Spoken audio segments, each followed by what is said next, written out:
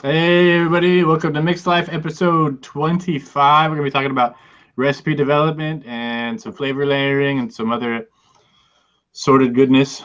Adam and Rick are here with me. Guys, say hello, gentlemen. Hey, boss. Hello. Howdy. What's going on? What have you guys been working on this week? I've been messing with all these new flavors from Flavora. We can talk about the ones we already have, they said. So Flavora is going to be releasing a whole bunch of new flavors, like 30 of them, something like that, right? And some of them are 28, right? Yeah. So there's a bunch of super good ones so far. None of them have been bad, although. So the first group we got was what? Morning mimosa, vanilla bean, root beer, blackberry blossom, and what was the other one? And buttered popcorn, right? Did I miss one? And out of all those, they're all pretty good. Morning mimosa kind of reminds me of boxed wine by itself. Yeah. But it's not bad. It just needs needs more fruit or something to, I think, cut the boozy edge. Rick, did you mess with the mimosa yet? Yeah, I messed with the mimosa in some frantic mixing this week. Actually, it works really well with some other citrus around it. So yeah. I think it's going to be fairly versatile. That's kind of what I was thinking. I don't think it's a very strong like standalone type flavor, but I think it's a good like base for like citrus cocktail type deals, right? Yeah, the booze note's kind of generic. It's not super like wine specific, right? Yeah, I actually the first thing that I was thinking of when I was testing it, I have a bunch of the Flavor Monks gins that I'm not going to develop recipes for, and it seems like that will be a really good mixer for like sort of more aggressive cocktail flavors. No, N Hall just asked who's being judged today. Today, we're not judging anybody. This is the halfway point. So today is the due date for recipes to get into Apexified. He's going to mix them and ship the samples out, and we'll test them next week on Sunday. This week, the only thing we're doing for the contest is we're going to decide Rick's fate when he loses. Because that's probably going to happen. Let's just be honest here. Hey, the Dent Man has said that sangria, though. It smells good, dude, but I haven't had a chance to test it yet. Did you try it? Did either of you try it? I don't have my stuff yet. Apparently, it's easier to get stuff to Florida than it is to Eastern Washington from Western Washington. I got mine the same day, so that they did.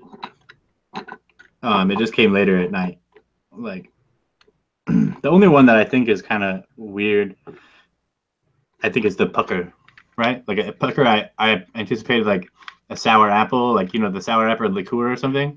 It's tobacco, but it's definitely a fucking tobacco, like, and it's minty, right? Like it's got like a mint aftertaste. When I do the back of the hand, like there's a definitive like green mint type note to it. I haven't had a chance to mix with it yet, but it's interesting. It's weird. The 305 menthol. Yeah, dude. Remember did you see what I posted in the Discord? It tastes like a pack of Cools. Cool, yeah. Yeah. It tastes like a pack of Cool smells. It's not bad though. It's pretty good. The buttered popcorn, it was surprisingly delicious. I think it kind of leans on kettle corn to me. Like it's a little sweet. But I really liked it. Vanilla bean is good. It's a soft vanilla. It's not a really bold vanilla like Vanilla Classic or Holy Vanilla or something like that. But I think it's good. And the root beer is stellar. It's the best standalone root beer I've had ever. It's good. Yeah. Super good. So what kind of percentage were you using on that? Because like I had to crank that thing up. Once I cranked it up though, it was pretty good. Like 2%. 1.5 to 2%. Oh shit, yeah, I was all the way up at like 4 or 5% with it just to get some bottom end on it. It worked well when I went ahead and mixed it with like Capella's root beer, which isn't bad, but it's a little bit sweeter and a little bit fuller. And it's funky. It's funky. Like it's got like what's the right word? It's like muted. Like the herbal tones are muted, right? It's like root beerish, but it's like more like a candy root beer. Yeah, but then you mix that with like the super accurate and kind of spicy top notes from the Flavor, and it was actually working out pretty well. So just to like mimic the back end without having to take it super high, I just used vanilla bean and caramel to like recreate the bottom body of the root beer. So that way I didn't have to push it up so high. I could have easily just pushed it before it. It's good. It's really good. I posted it on all the flavors. It's public, I'm pretty sure. I'll get the link real quick while we're chatting. I posted it as complete, although I'll probably continue to fuck with it even more for probably a long time. And then I see the Dent Man just got a root beer float on there that looks pretty good too, and he pushed it up to 4% just like you did. I kept mine pretty low. I didn't post it around or anything. I just posted it in the Discord, but I'll post it in the links. I think that the spicy notes in Flavora's root beer specifically, like, leave it with room to like bend in for bend it to this ginger beer, right, or to like all the herbal sodas like Moxie's and other like really crazy weirdness. You know, there's a lot of room for shenanigans there. And Adam's beautiful eyes. You hear that, Shindo? Shindo says you have beautiful eyes, Adam. I thought Shindo only made passes at me. Now I'm a little bit jealous. All three of us. Love Trist. So what do you? We've been talking about it a little bit, but I want to know how you got Flavora to make a flavor specifically for you with that blackberry blossom. Right, like that's a Copal Market special, right? Yeah, like I didn't ask. I mean, I've talked to Bryson before, and I told him I'd like to see them expand their floral line because there's no competition except flavor art, right? So I'd like to see some more cross competition. But I mean, like, it was a casual conversation a year ago, so I'm sure it wasn't like something that he, that they did specifically because of me. I'm 90% sure that the back end, that floral bit, is from the same floral components they're using in Honeybee. Yeah, it definitely has that same kind of, like, that's why I like Honeybee. It gets a little bit funky like honey flavors do, but it isn't like a perfumey floral. It's like a very like wildflower floral to it. It's actually really pleasant.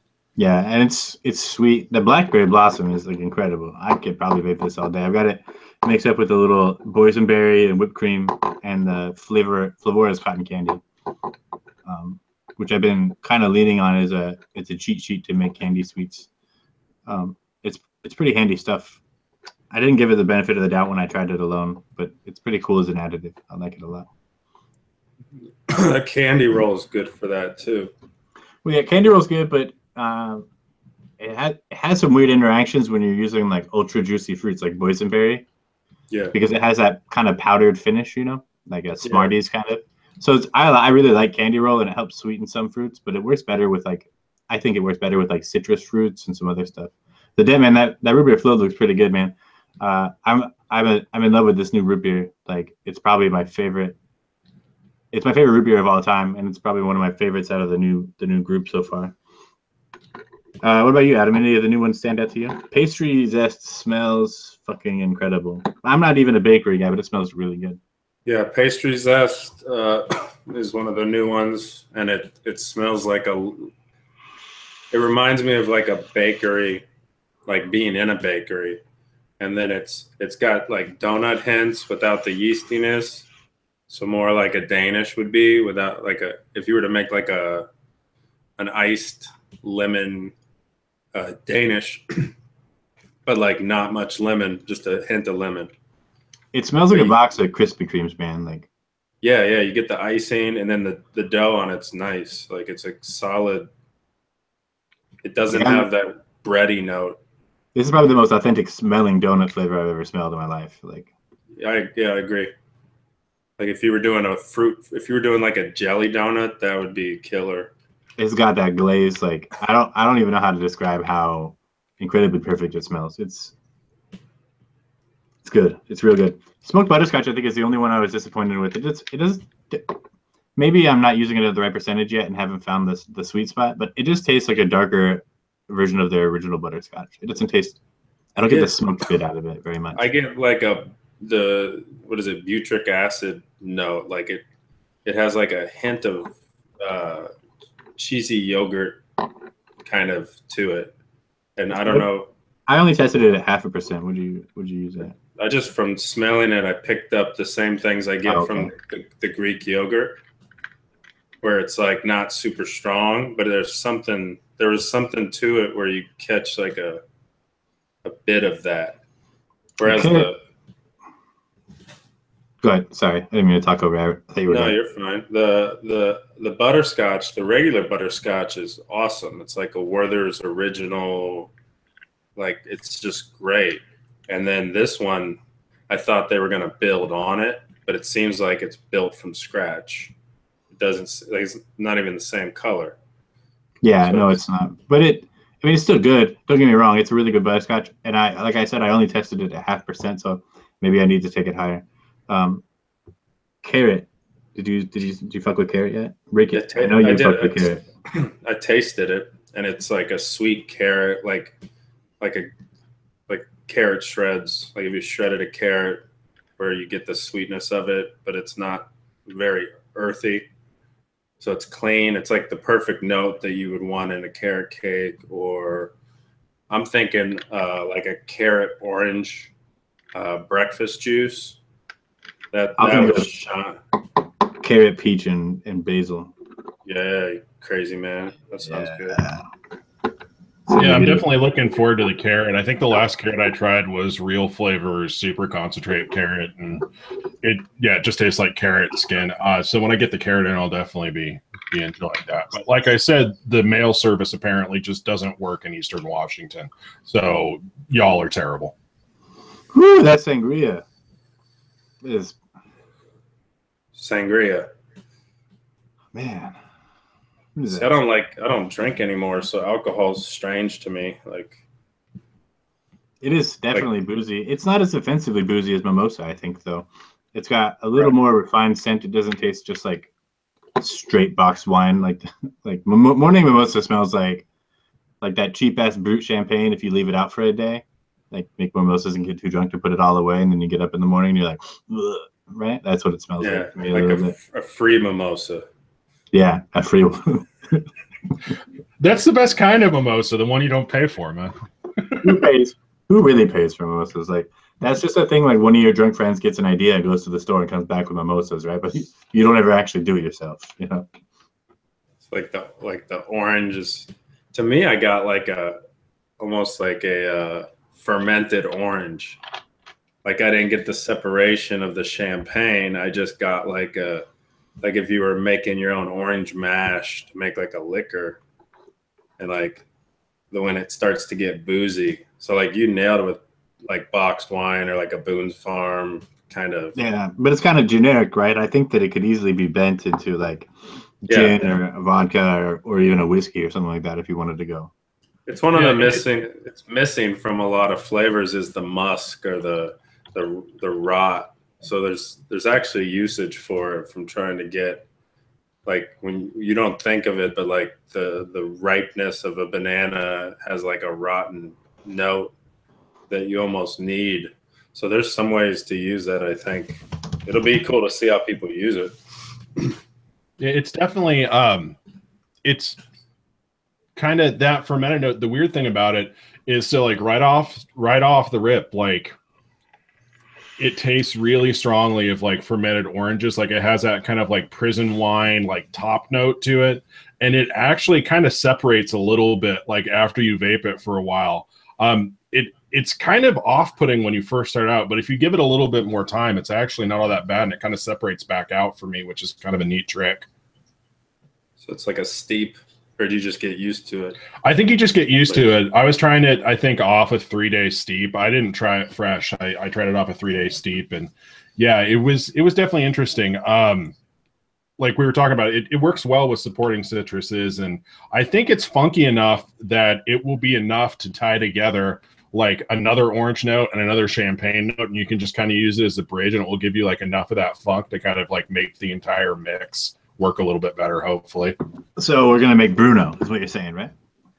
Dude, like, have you smelled like moldy oranges? Like it's such a distinct smell, and that's what that.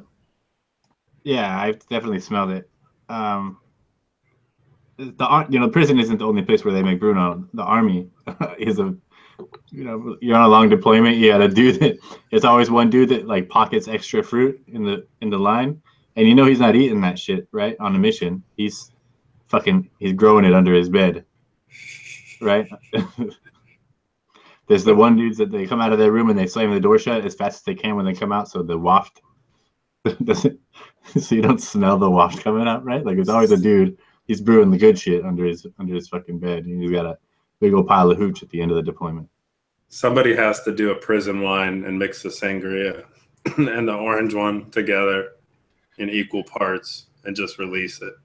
We were theory crafting a prison wine recipe in the comments for Reddit on my morning mimosa thing, because I had also like Sweet Raspberry from TFA has that ketchup note, and then Perillum's White Grape tastes almost exactly like generic fruit cocktail syrup to me. Oh man, I love where this is going. Yeah, do it.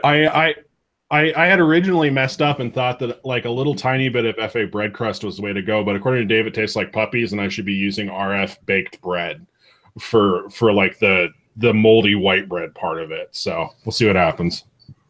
Yeah, I'm excited to see what happens. And then Clam Pickle Rick inspired your recipe. Be like, just do it as like a glowing, like I owe all this to the Pickle Rick recipe. That's too juicy, man. That's too good. That's a real recipe. So we can clarify.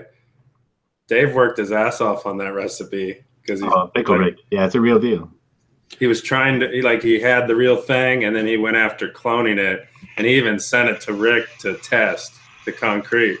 So like this wasn't just like, oh, I'm gonna make this silly recipe like that 100% strawberry one. This was like theory crafted, tested, revision, and then released. So like actual collaboration and shit. Like one-on-one pickle isn't a great pickle flavor, but he's done pretty solid work trying to make it into something that actually works out like one of those pickle pops.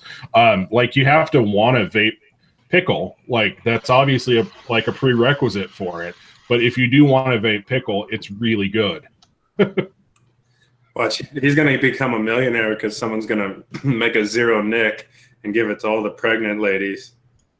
And it's all over then. That's how he made his millions. Mix it with some Capella peanut butter and just get weird with it. Right. It's too bad there's no Doritos flavor. Right? I'm sure China has you covered on that, man. There's probably a Dorito somewhere, a Cool Ranch. Somebody's got to do it, right? I'll find a way. I do have a ranch flavoring, but it's from Amaretti, and it's obscenely expensive, and it's disgusting. So just add real MSG to it. Right. Well, I got this whole line of Amaretti flavors. They're like a bar supply place, but they do a bunch of PG dilutions. They had some really good ones. It's a shame they wouldn't come down on that price because it was like $60 for a 4-ounce. Because otherwise, I was reading Kraft, like they don't use cheese in their flavor, and they like brag about it, but it's so customized of a cheese flavor that people think they're eating mac and cheese, but it's really just an artificial flavor like what we work with. Yeah, that gives it that note that you grew up on. Exactly. Yeah, but yeah. What was I gonna say? We need to talk about recipe development. Sorry guys, I'm tired. As you know, on Sundays I work on very little sleep to be here. So if I lose train of thought, well, shit fucking happens. So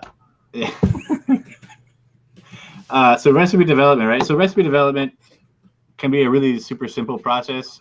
It can be complicated if you really want it to be, but you don't have to make a complicated recipe to get a complicated flavor. So the best way to start is to start with a single flavor test, right? So you pick your base before you even start with your combination. Like vape on this, I vape on a single flavor. Like when I made, I'll go over the ginger beer process, right? So the ginger beer process, I posted the recipe once, but when I go to the screen share, and hopefully it won't do the weird Inception thing to me real quick. All right, so here's where I started, right? So this everything that's added in here is basically the list that I added it. So I started with this, my first iteration, I started with just the Flavora root beer, right? It's got all the top notes I wanted. It's got a really good blend of wintergreen, anise, and a little bit of sarsaparilla in there. You're not sharing. I can't see anything. What's that? It's not sharing the screen. This motherfucker. It's sharing. Oh, here we go. There we go. God damn it. Shut your mouth. Right. So Flavora root beer, it gets all the wintergreen, anise, and sarsaparilla. So I started with that. I actually started originally at 3% by itself, but then I decided to lower it when I was going to start mixing it with other stuff because I didn't want it to dominate or push the other stuff off to the side. So I knew that after tasting it that it needed some vanilla, and caramel was kind of my afterthought to that it was going to need some other thick body, but I wanted to get the vanilla bean in there. So I made my second version was just the root beer and the vanilla bean. And the vanilla bean at 1.5%, it's kind of a weaker flavor. It's not super strong. I think it could go higher, maybe, but it's got a kind of similar a body that or depth that's kind of similar to Flavora cream, but there's no dairy really particularly to it. Just a soft kind of vanilla, no spicy cracked vanilla bean, which is good because I was afraid that those, I guess, too spicy of a vanilla would really push the wintergreen and sarsaparilla notes off to the side.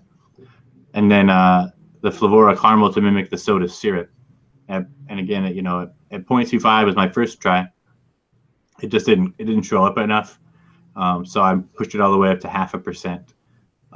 And then I put these in out of order. But then and then I added ginger because I wanted a ginger beer instead of just a straight root beer. So again, my first test at 0.25%. It wasn't too good. So I made a third or fourth or fifth version at 0.75%, and it was way too high. And it started pushing all the delicate top notes of the root beer out of the way. So I pulled it back to 0.4. You could easily have done 0.5, and it probably would work just as well.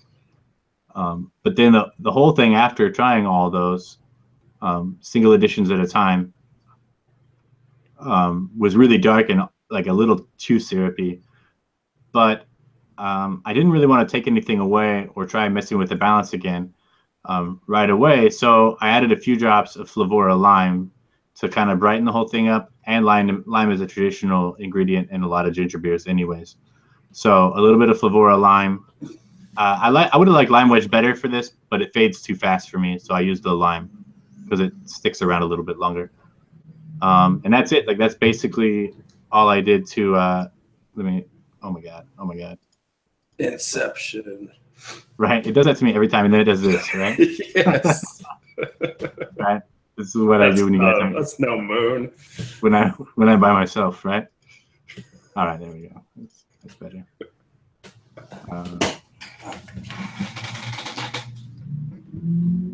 That's a great recipe, by the way. It's a pretty good recipe. It was really fun. That is a great recipe. Okay, because what did he do? He took the root beer and he dialed it down till it worked. So that's his star ingredient. But then he used Flavora ginger, which smells just like ginger ale, right? And then the lime is like a soda lime. And I think they should rename the vanilla bean to be like soda vanilla. Vanilla. It's really like an additive. And when I smell it, it has similar notes to a soda, like the vanilla you get on a cherry vanilla Coke or a vanilla Coke. Like it's that singular vanilla that you get from that. It doesn't taste like a vanilla bean necessarily, but it tastes like the vanilla in soda. Like that's a great recipe. If you're looking for something to make that ginger beer, because the way he made that, he layered everything. So you saw right there how he layered the root beer down. And, so Rick's suggesting a 4, he dials it back to a 2.5. So you're still getting all the notes of the root beer, but then he's dialing the ginger up and down to find out where they all kind of sit. And people have been asking questions about layering. People have been asking questions about inhale, exhale. That's how you do it, is you find the ideal spot for the flavor where it doesn't take over. That's a great recipe. I'm telling you, that's like when I saw you put that up, I was like, shit, that's a good recipe. So hand clap. Go make that. I don't think anybody can yet. There's only like 12 people in the country that can make it right now that are on the beta testing group. But beta testers, make that shit. If you're in a super excited hurry to work with it, Flavor West root beer would work well, but you use much less of it. Use like 1% of Flavor West root beer because it's really strong on the spicy notes. And then you could sub like Vanilla Classic or something like that, half as much. Yeah, that vanilla bean, I've only done some really, really quick tests of it, but it reminds me a lot of just straight ethyl vanillin, like the way that it's actually working. Yeah, no, it does, and it works like ethyl vanillin in the recipe too, right? Like in a mix, it tastes like straight ethyl vanillin, and it works like it in the recipe. So I'm getting like all the benefits that I would normally get, but it's a little softer. Like I'm not sure what the difference is because I'm sure it's not just straight ethyl vanillin, right? There's got to be something else in there. It didn't take Flavora 2 years to come up with a ethyl vanillin fucking dilution, right? I hope not. We love you guys. We love you. We love Bryson, Flavora. Let's just say, because we're shitting on them a bit, but like we're gonna be hardcore on these because vanilla is serious business.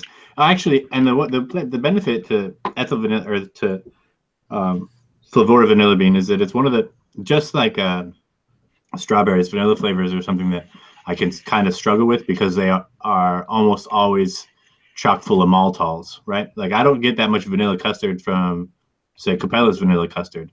I don't get much vanilla from it. I just get custard. I don't get a watery feel from it at all. Madagascar is a pretty thin vanilla as it is. It's kind of spicy, but it doesn't taste thin to me or watery at all. It's just gentle. It's a gentle flavor. Yeah. Like a summer breeze. Right. right up your keister. With your summer breeze. Concrete river. But it's still really good. But that's basically like recipe development, like in a nutshell, right? The short version is that you just pick your one, like your centerpiece, right? And you kind of get it to where it could go either way, you know, like get it to where it's not going to bully everything else that you're going to add to it, but not so low that you're not going to taste it when you start adding stuff. So I try to always kind of aim for the middle of the road when I'm starting out percentages. I don't like to go. Sometimes it's appropriate to take a flavor like into a super high range because like Lorenz watermelon, I get a lot of people that tell me that it tastes perfumey or funky if they take it over 5% or 4%, but like I've cranked that stuff up to in professional recipes up to 10 or 12%, and it works, right? It just there's different ranges, and it depends on what you mix it with. You couldn't do that standalone. You just gotta you gotta mess with stuff. So Alex Sony says he can't taste vanilla very well either. Holy vanilla works pretty well. I think it's largely because it's basically just like a one shot, I'm pretty sure. And they use a fair amount of flavor art vanillas in it, and flavor art vanillas are the ones that I can taste the best. Right. What do you do when Shinda says I'm talking about when recipe development goes right? Yeah, there's plenty about what to do when it goes wrong, right? So the reason it goes right for me is that I take my time with it, right? And I'm prepared for failure, or I'm prepared to make changes to avoid the failure, right? Like so. There were periods in that ginger beer recipe where it didn't go right. When I put in 0.75% of Flavora ginger, it like destroyed my sinuses for a whole day, and it was a brutal, painful experience, right? Like, and I almost just said, "Fuck it, I'm not doing this anymore. I don't want to mess with it. Fuck ginger, forever." But I didn't, and I went back and I dialed it back, and then it worked at 0.4%. You know, so yeah. when you make an addition to a recipe, like if it just works better if you do one or two ingredients at a time. If you already know how the two ingredients you're going to add interact together, that's fine. Like then you can go ahead and add a little bit more, add two ingredients at once. But if you add one at a time and then you evaluate each time you make an addition or a change, like it won't really go wrong. You just, take it slower.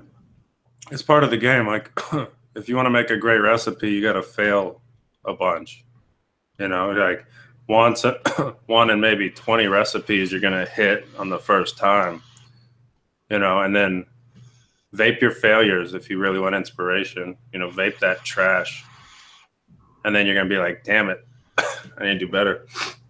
I don't vape my failures anymore. I can't do it. And for every one great recipe I put out, there's 10 okay ones behind it. I don't have as many failures as I used to, but I definitely have a lot of recipes that come out that are just like, they're good, they're all right, they're nothing to write home about, Right. There's a lot of stuff in there that I just, I'll put out. And then, sometimes I'll release those to the wild. I'll throw them on ELR just for people to, some people like them, whatever. That's great. If not, I don't really care. I don't have any invested interest in it, and I'm not doing it for like any internet brownie points or anything like that. I don't care.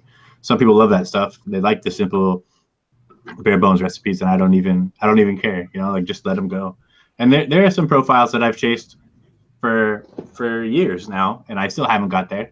But I'll get there someday, maybe, or I won't. Whatever, it's all good.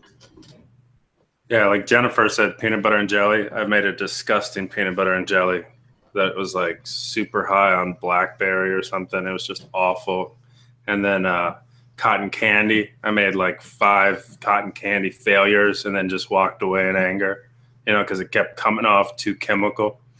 So just, and that's with like three cotton candies, different variations and stuff. Like it's just, you're gonna run into stuff where you can't get it right away, but that's part of this. That's part of all this is being able to accept that and move it forward, because then you hit on it, and sometimes you hit on really great things from doing crazy stuff.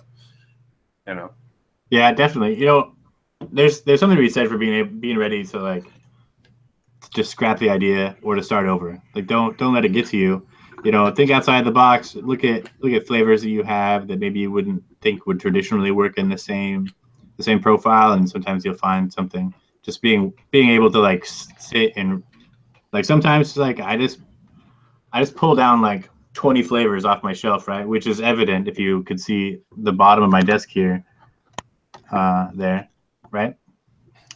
Where. Right, like I just grab shit down and I'm like, I'm gonna make some shit with this handful. I don't even look at them before I pull them down. And it kind of forces you. It's like an exercise, right? To force you to think about how you can make things that wouldn't ever normally fit together, or weren't planned to be together. How to make them work in a recipe. So and all that drops to like yesterday. I added the new peppermint to a okay cheesecake base that I have. And it was good, but like, that's insane. But like, you really got to get out of what you think you should do and kind of do what you wouldn't normally do, yeah, it works sometimes. Yeah. I mean, that's the thing about recipe development. There's some portion of it that's like some sort of like genius inspiration, but most of it's just grinding your way through figuring out how stuff works. I mean, you're doing well if you can come up with like the core concept for a flavor that kind of works right off the bat. And then everything from that point is figuring out how to perfect that and add the dimensions that you need and take away the dimensions that you don't. Like, I don't think it can be overstated exactly how much bad juice you're going to make before you come on to something that actually works. Yeah, definitely. I was lucky. When I first joined, I'd been mixing for a while when I first joined Reddit, the subreddit, and it was kind of during the golden age when Bot Boy and Fizz Mustard were super duper active, and I had the chance to pick their brain really early on. And I'd had it because I didn't know what I was doing, and I was just kind of throwing shit together, and it kind of worked okay, but most of it was crap, and then I went back and I stopped making recipes for like 6 months.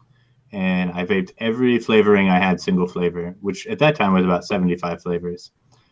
So I vaped 10 or 15 mils of each flavor, single flavor, for like 6 whole months and just wrote constantly. And then like I was actually finally at a place where I felt like I had a strong enough understanding to really start moving forward with how things work. And that was before like Inaware was a thing. Flavor art was still kind of a lofty goal because they were expensive, and if you wanted to buy anything in bigger than 10 mil samples, you had to do a fucking group buy and have it shipped from Italy because there wasn't a North America facility yet, and it was a pain in the ass. Then Wayne dropped Bro Nuts, and the whole world sold out of F.A. Joy for like 6 months, right? Because we didn't have a North American facility, we didn't have the means to acquire all that stuff, so it was hard to make flavor art recipes frequently. So we didn't have nearly as many options then, and now we have a wealth of options. It's almost actually harder now to keep up because there's so many new choices all the time.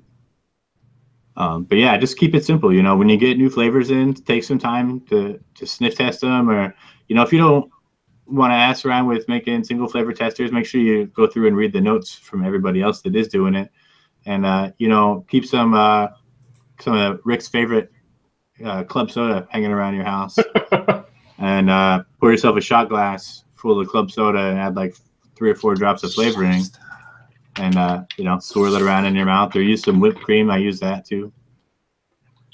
If you want to make what it'll be like super sweet. But yeah, just take your time and be ready to fuck up a lot, right? Yeah, one of the best things that's helped me in recipe development to not get as frustrated is I started making 10 milliliter bottles in most of my testers. Like if you're trying every single recipe out as like a 30 or a 60 or whatever, you're gonna end up with a lot of garbage juice. It's better to kind of, when you're doing the iteration process, make sure that you're sticking to small batches, really.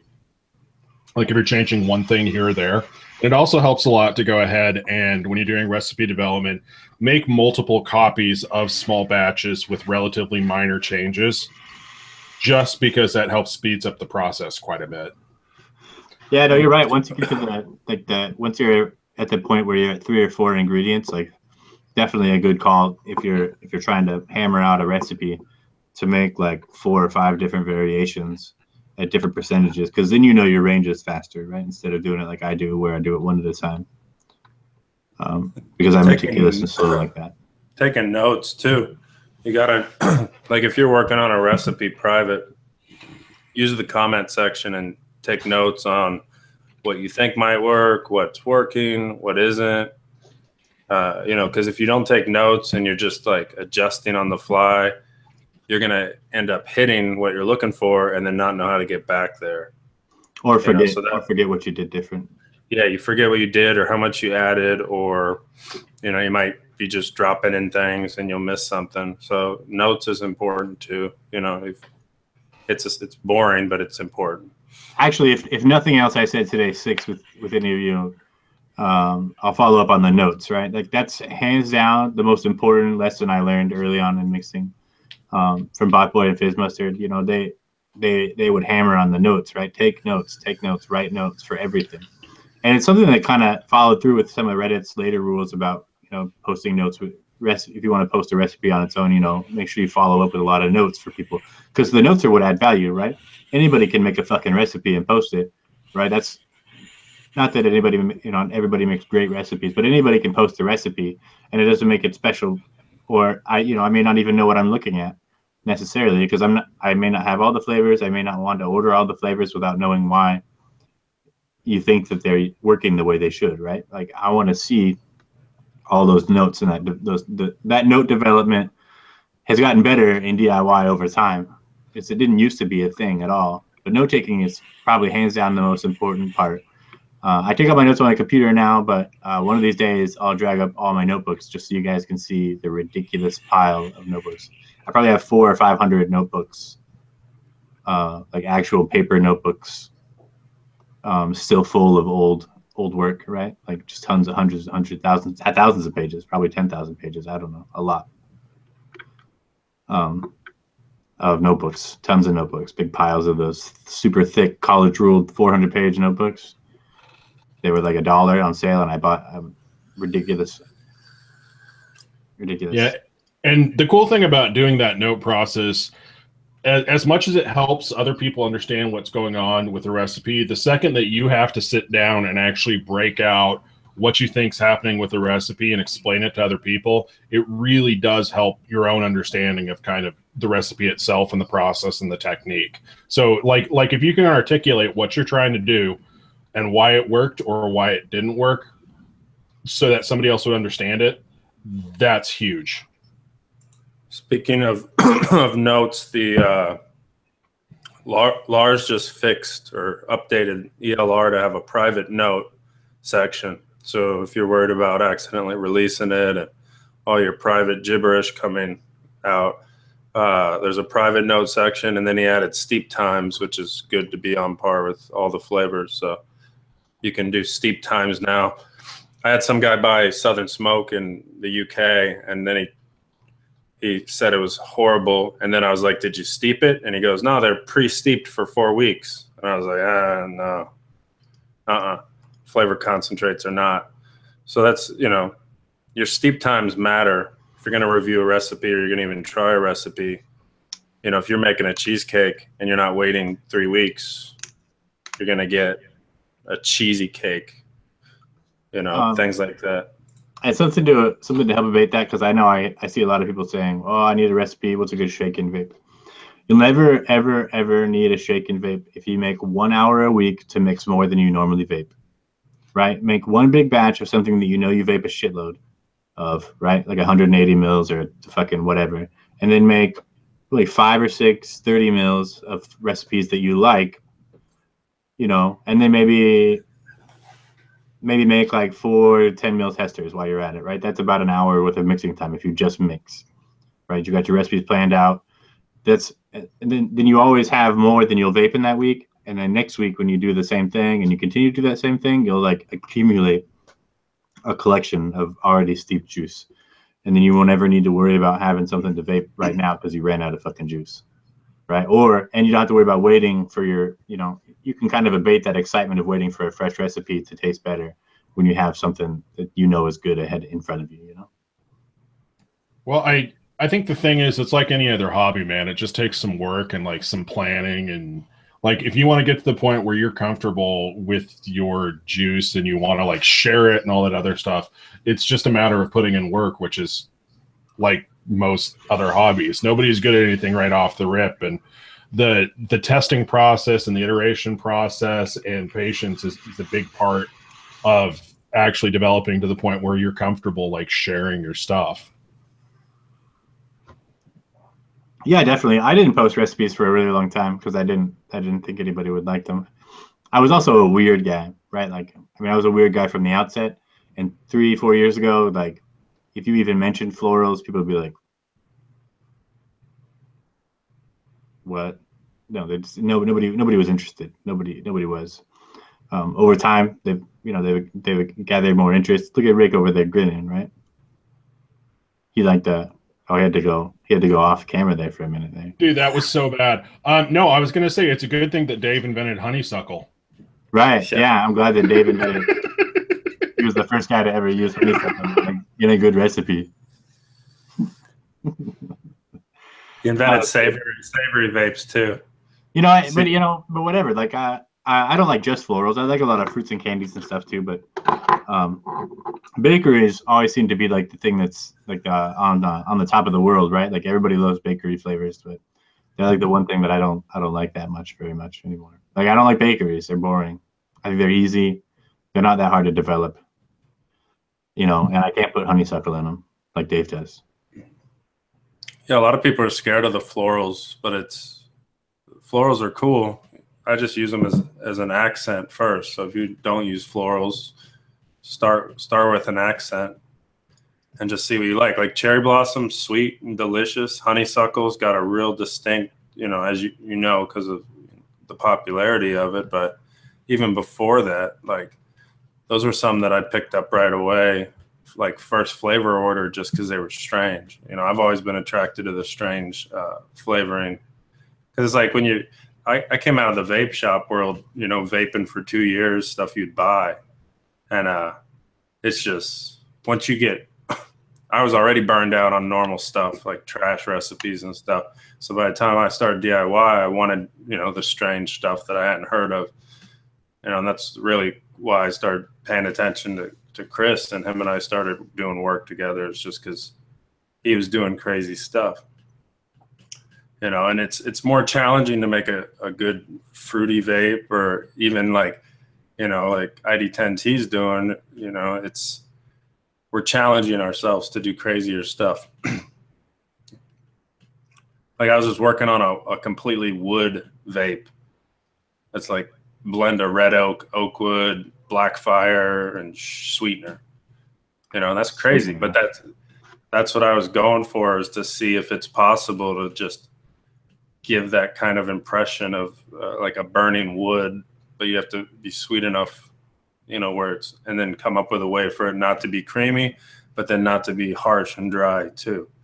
So it's just challenging yourself to, you know, everyone can do a strawberry cream once they've mixed a little bit, but like what scares you a little bit to make, or what puts your reputation at risk or whatever. That's the kind of shit you should be making. The Dead Man just said he used to say fruits were easy, but they really aren't. I think fruits are actually the hardest thing to overall, besides maybe florals, right? Like they're the hardest thing to balance. And not be harsh too. Like a lot of times for bakeries, you can get away with the higher, like, so if you're vaping like a 6 milligram nicotine, the bakery or tobacco can hide that, but like do that with a fruit, and you're gonna usually end up where the nicotine comes through, and then the harshness of some of the flavors comes through. So like making fruit not harsh, but able to handle a higher milligram is tough. Hang on, I gotta answer something real quick. Yeah, the new peppermint's really good from Flavora. It tastes like a peppermint candy you'd get, like the soft ones from like a restaurant. I like that. The new peppermint? Yeah. It smells really good. It smells like a fucking candy cane. Like, yeah. Like not in a bad way. Perfect not time. in a bad way. Not in a bad way, but I think it's really good timing. I'm excited about that one. And we got like 10 minutes left. I would do a quick blurb about flavor layering, because that was the second most voted thing. So I can dedicate a full episode to it next week. But basically the idea of layering flavors, right, is to just create more depth with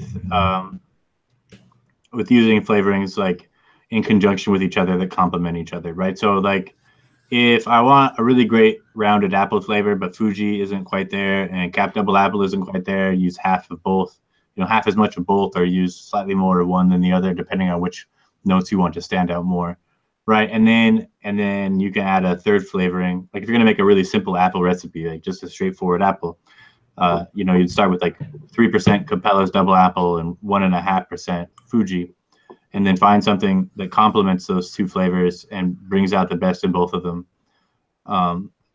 Like maybe adding a little tiny bit of lemon to brighten to brighten it a little bit, or a little bit of like jackfruit or quince to add a little more juicy like depth and a little bit of exotic flavor to the apple, or something like that, right? Like you can use flavors that aren't necessarily all the same. Like you don't have to use 4 apples to make a really great apple recipe. You could use 2 apples and a jackfruit and a pear, right, to make something more interesting, or a more interesting apple with more depth.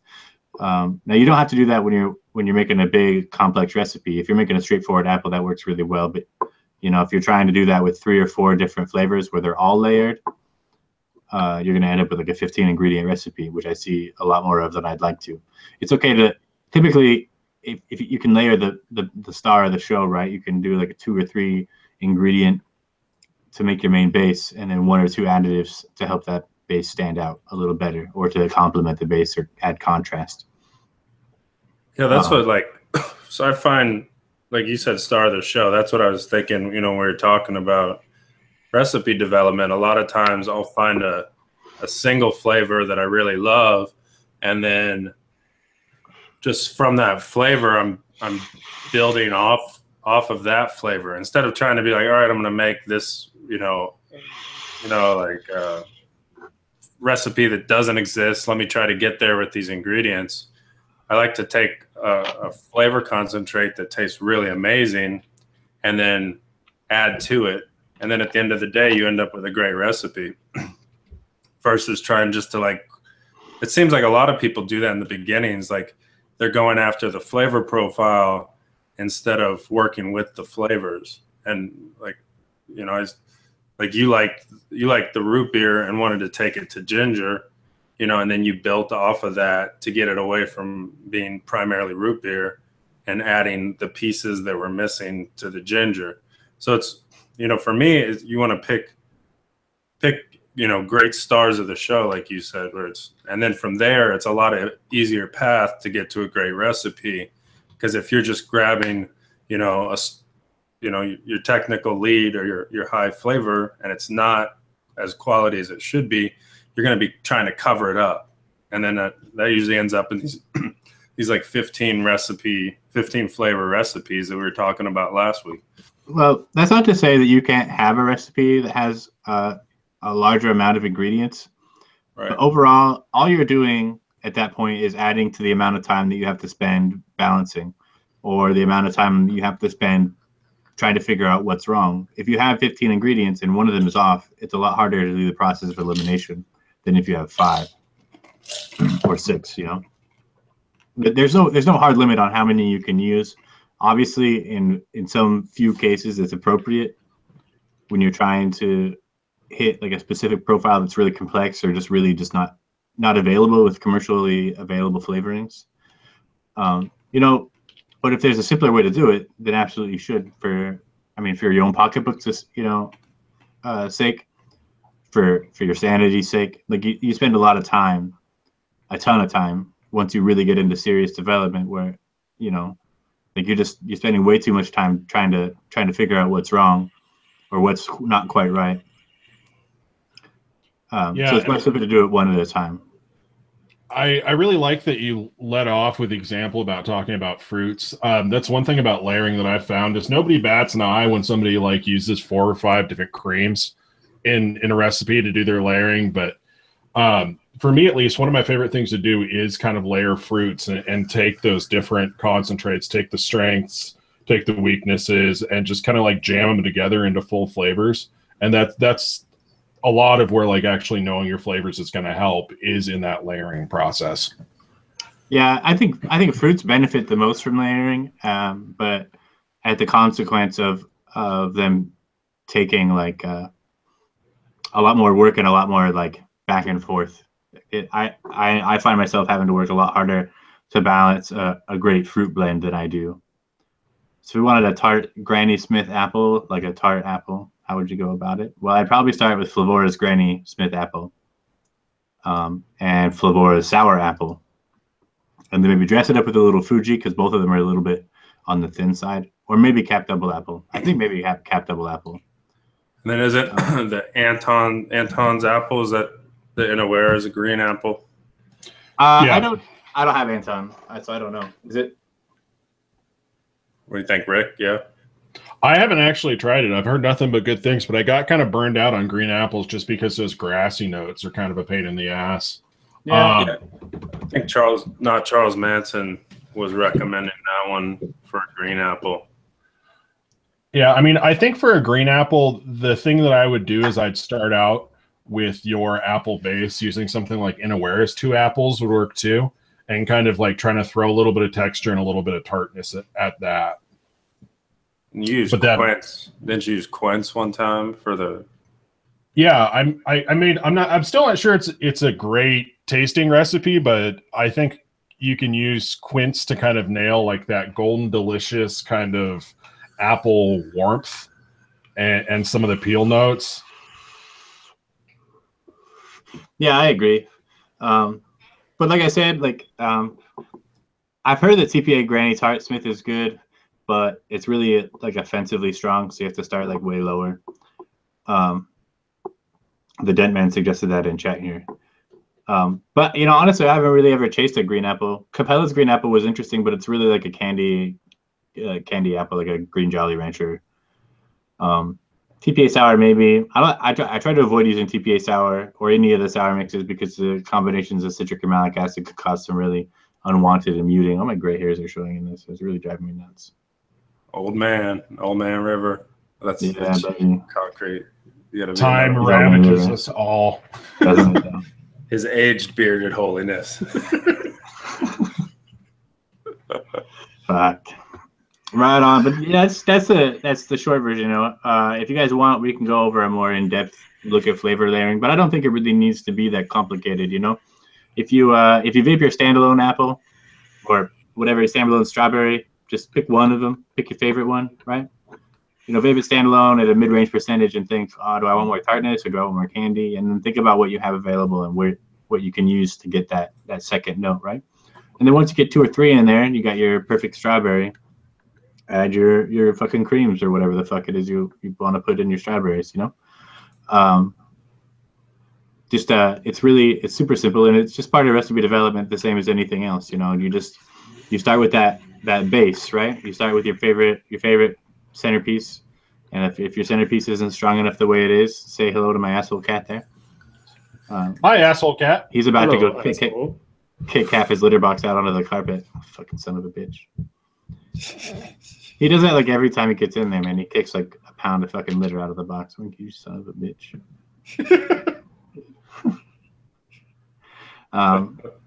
No, he doesn't really do that. I just like talk shit because, I mean, look at you. Sanchez in like he owns the place.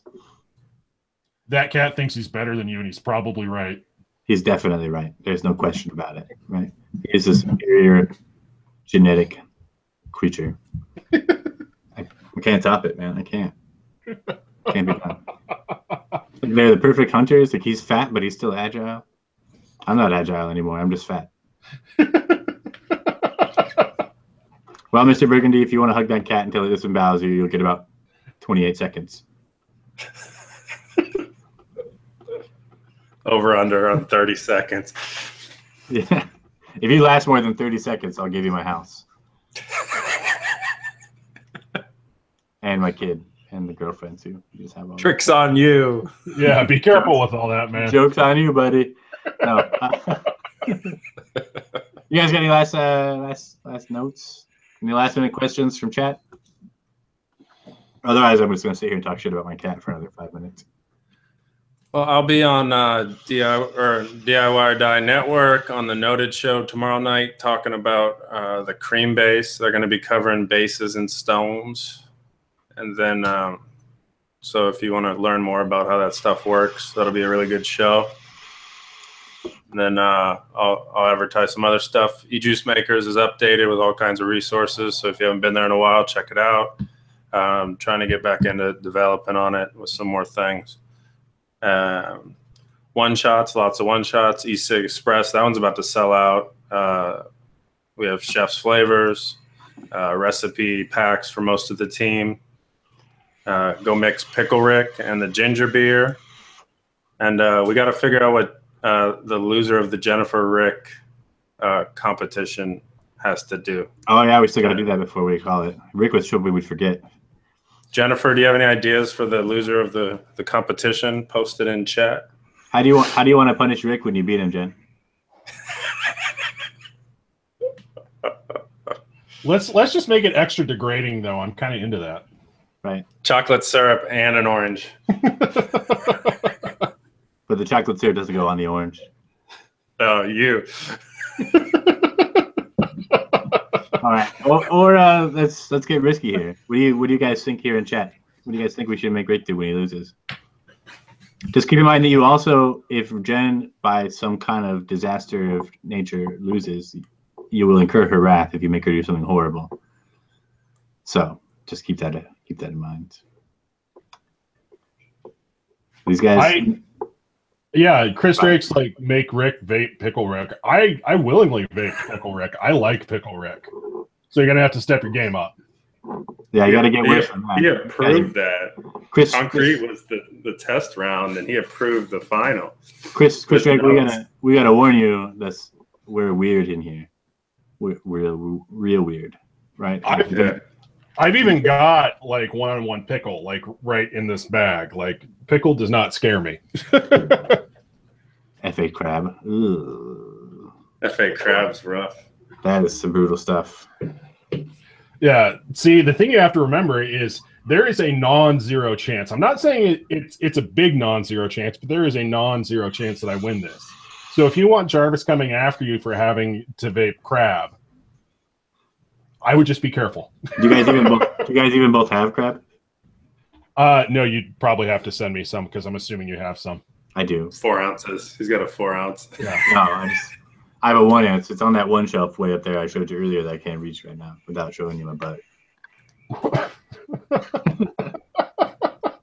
You guys don't not to believe I wear pants for this shit, right? Wait, pants? Yeah, who wears supposed pants? to wear pants on this show? I don't wear pants. I don't know what you guys are talking about. It's the boxer show.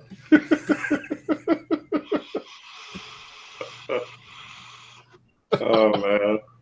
We're all exhausted. I'm pretty tired.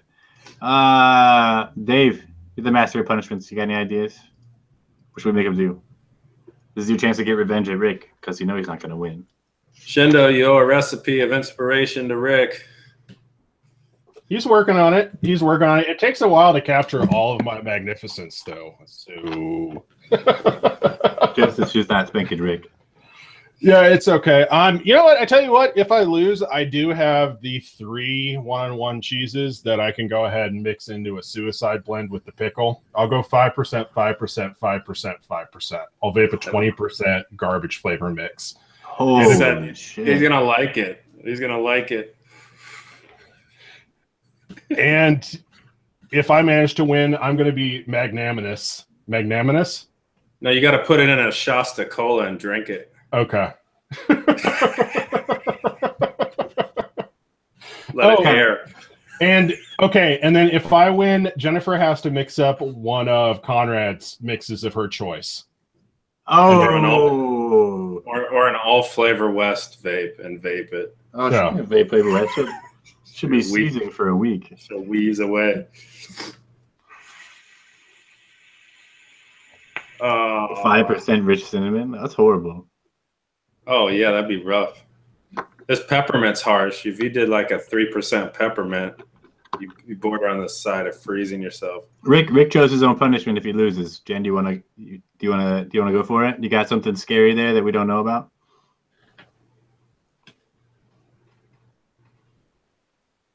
Brie cheese and apples. See, they would like it. Yeah, we like brie cheese. Half the stuff you guys are disgusted by, these guys are vaping and test. Yeah, dude. I vape brie cheese not on the daily, but I've been vaping it lately.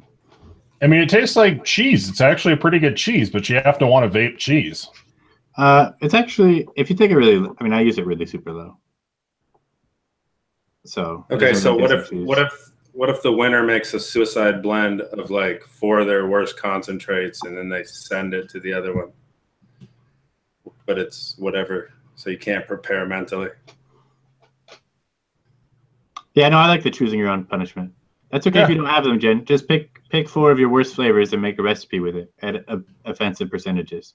That way you don't have to vape any like tones that are going to make you wheeze or sick. I don't want that. I just want you to cough uncomfortably for 5 minutes, not for 5 days. Nobody needs actual respiratory distress from this. Right, exactly. Think you can manage that, Jen? You don't even have to pick them right now. Just pick 4 of your worst when we get there. Choose your own adventure. That's it. Done. It is decided. It has been decided. Right. That's my biblical proclamation for today. Mixlife 25. Mixlife 25, yeah. Geez, 25 hours now. Is it ridiculous? Over a day's worth of streaming. We haven't missed a week either, which is nuts. We missed 1 week. Did we? Yeah, we missed 2 weeks, 3 weeks ago while I was out of town. You guys did a short show on Monday where Dave told me everything that was wrong. wrong. Oh, that's right. You did the short thing after the fact. I forgot about that. You were there. Okay. Jennifer Jarvis says she's gonna create a tribute recipe to Rick if she loses. See, that's gonna be the mix that nobody wants. That's gonna be terrifying. Rick is gonna vape all 3 of the one-on-one cheeses with pickle at 5% each, so 20% total. And sriracha. Ooh, why do you gotta do that? Because he's got it. I can mix some sriracha in there too. Jonathan Smith Bay asked if you can add vinegar to a mix. Yes, but I don't know why you'd want to.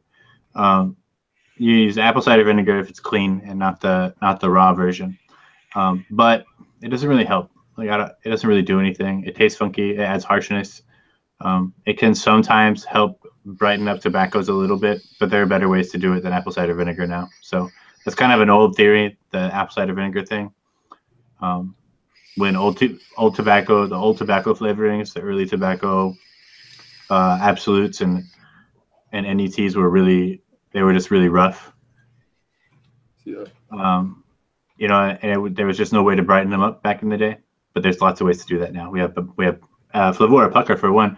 We have Lovage. We have MTS and Smooth.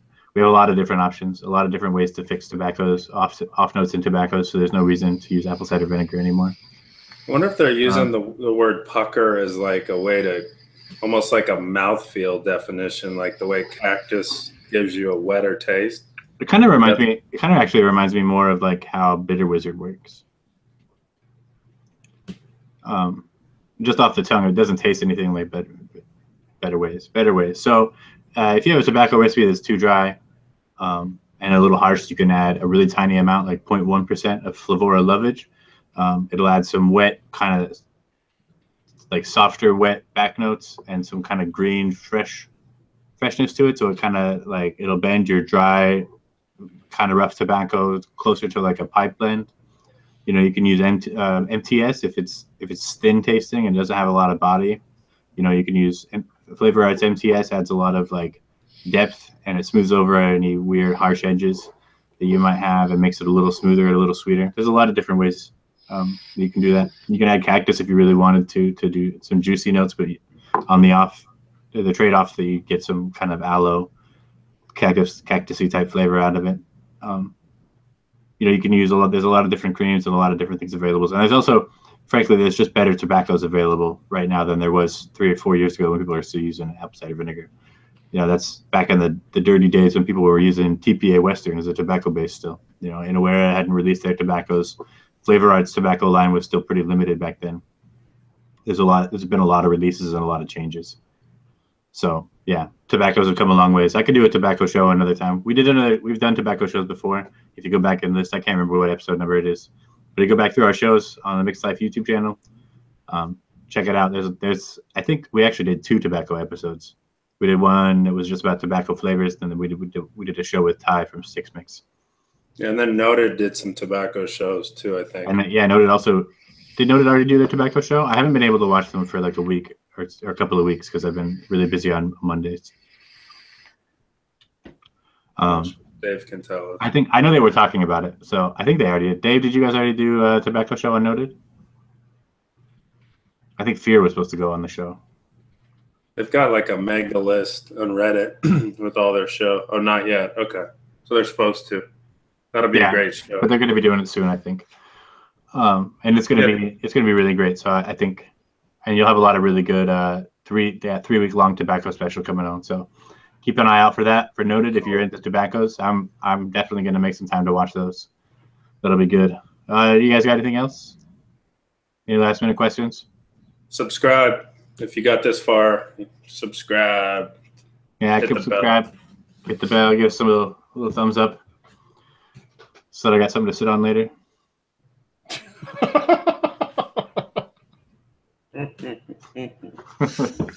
All right, dudes. Have a great weekend, or the rest of your weekend. Enjoy your Labor Day. Happy fucking Labor Day. I'll be enjoying my ridiculous overtime check because I'm working like 16 hours today. So, and it's all overtime for Labor Day. So that's cool. It's the only time I make good money. Good show. Thanks for coming by, dudes. Definitely. And goodbye.